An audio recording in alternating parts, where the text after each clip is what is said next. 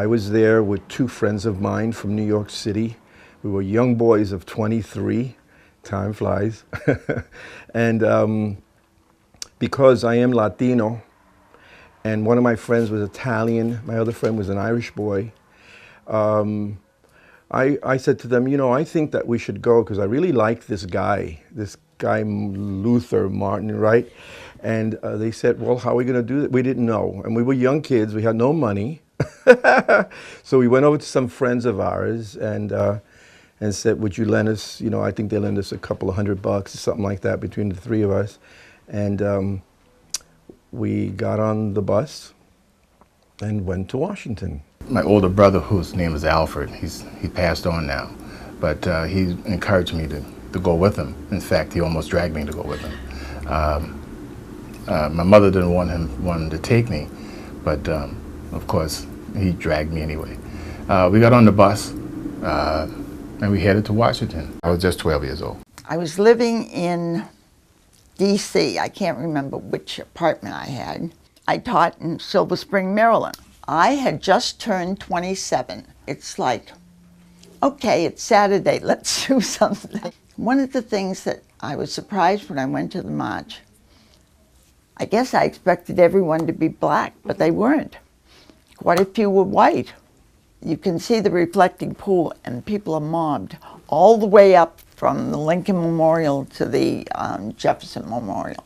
I went around and I asked people where they were from. I just took pictures of groups of people. I didn't ask them to pose. I tried to get the signs. Many of the pictures have signs because the signs tell why they're there.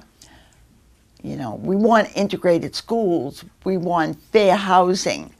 We want better jobs. And everybody had big signs. And the signs were a major part of the march. People who were marching were very proud and very happy. It's sort of like, this is our moment. I just know I was a part of something nice, because my brother kept saying, you're never going to forget this, you're never going to forget it, you know, and I just began to soak it in with the heat. Being a young person, I guess you didn't really realize how important the event was until I got older later, you know, and as things, because of course we did face a lot of segregation in Charleston.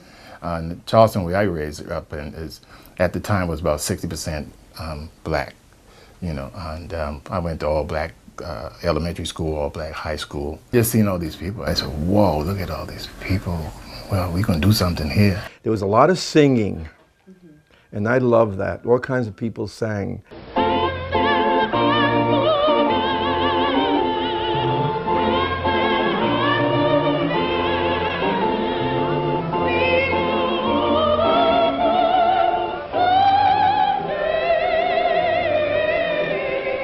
There were several speeches, but I Have a Dream speech really stood out.